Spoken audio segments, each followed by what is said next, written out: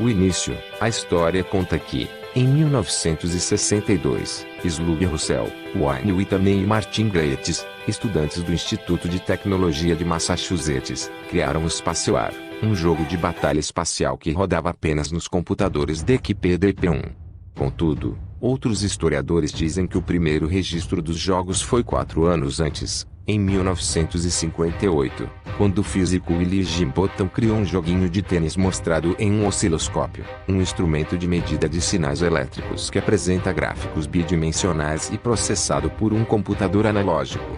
1968, o videogame conectado pela televisão, independente do registro do primeiro jogo. Essa história fica ainda mais importante em 1968, quando Hal Bayer criou o Brown Box, um aparelho que transmitia jogos eletrônicos por meio da televisão. Ele foi um protótipo que rodava alguns jogos, mas nunca chegou a ser vendido de fato. 1972, a comercialização do Odyssey. Depois de modificarem algumas coisas no Brown Box, a Magnavox criou o Odyssey, e tornou-se o primeiro console a ser vendido nos Estados Unidos. No Brasil, ele ficou famoso como telejogo e só foi comercializado no final dos anos 70. 1978, o fenômeno Atari. É em 1978 que surge um dos mais famosos consoles da história do videogame, o Atari 2600. O aparelho foi projetado por Nolan Bushnell e lançado primeiramente nos Estados Unidos. Em 1983, foi a vez dos brasileiros se renderem a esse sucesso de vendas.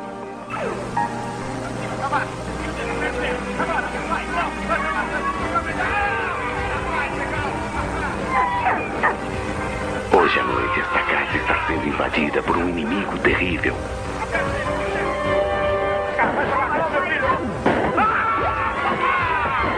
O Atari Videogame.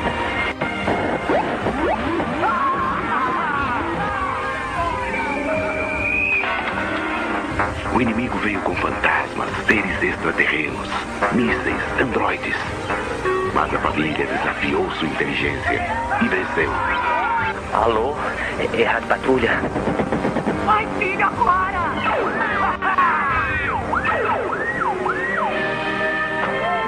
Atari Videogame.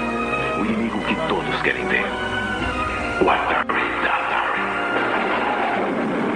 O problema é que a marca passou por sérios problemas financeiros e deu espaço a outros gigantes da tecnologia.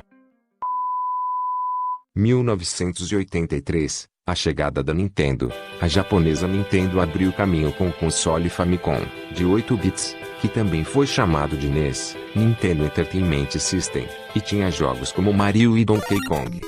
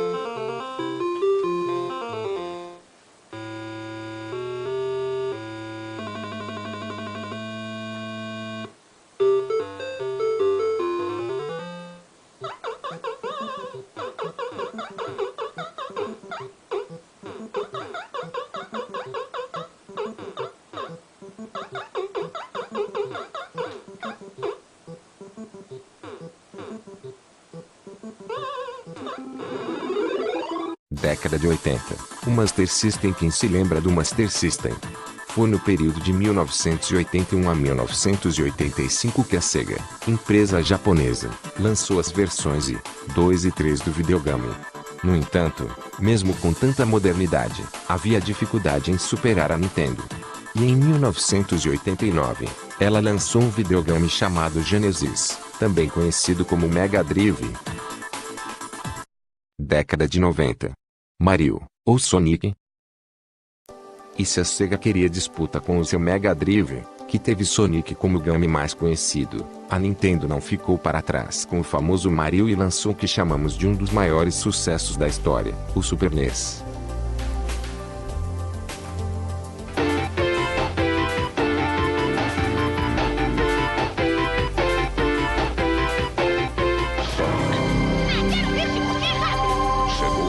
sucesso supersônico do Mega Drive.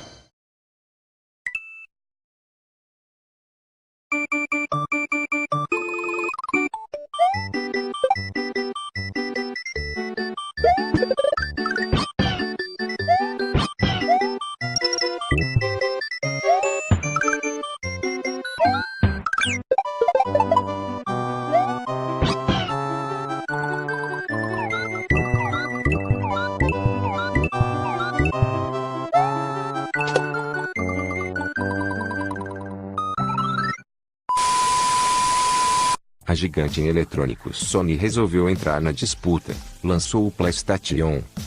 Mídia inovadora, a Sony apostou no CD, mídia muito mais barata e fácil de produzir do que os cartuchos dos concorrentes, como os NES e Mega Drive. A principal inovação dos CDs em videogames foi sua grande capacidade de armazenamento.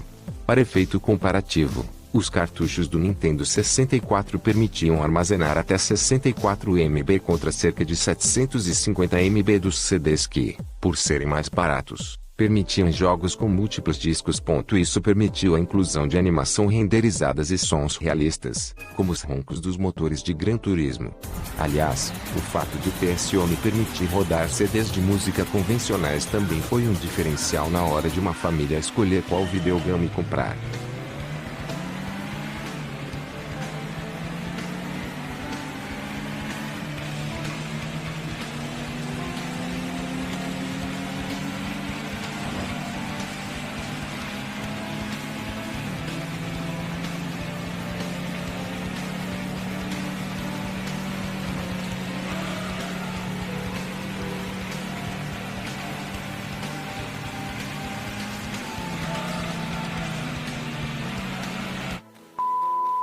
Já em 2000, a Sony continuou com o seu bem-sucedido PlayStation e lançou a versão 2. A Nintendo, por sua vez, trouxe o GameCube, que sucedeu o N64, além também da entrada da Microsoft no mercado. A presença do processador Pentium III e a memória RAM de 64 MB intensificavam sua capacidade gráfica, principalmente para os recém-introduzidos games com visual 3D.